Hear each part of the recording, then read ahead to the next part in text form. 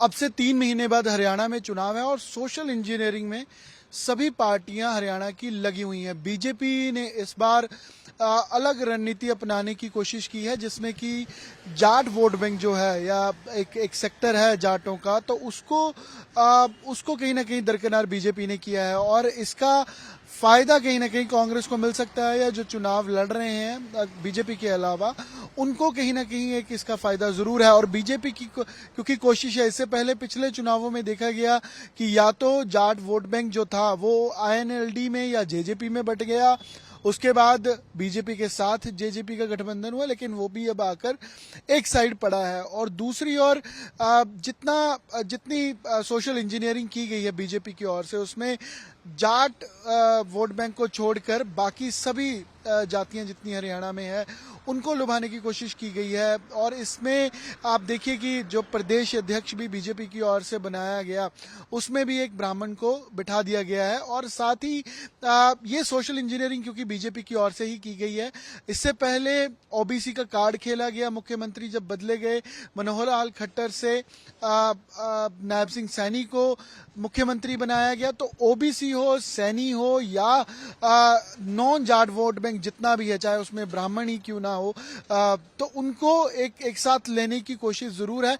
लेकिन जाटों को इससे इस बार बीजेपी ने अपने से परे जरूर रखा है, चाहे उसमें किसान आए या फिर चाहे पॉलिटिकल क्लास जुड़ती हुई, चाहे गठबंधन में थे वो आए।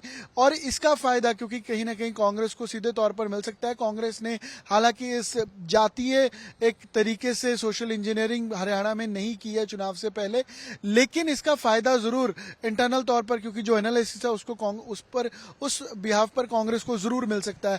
कांग्रेस को कहीं ना कहीं अगर डेंट कर रहा है तो कांग्रेस का इंटरनल जो खासकर मतभेद है, गुटबाजी है, वो कहीं ना कहीं डेंट कर रही है। हाल दिन में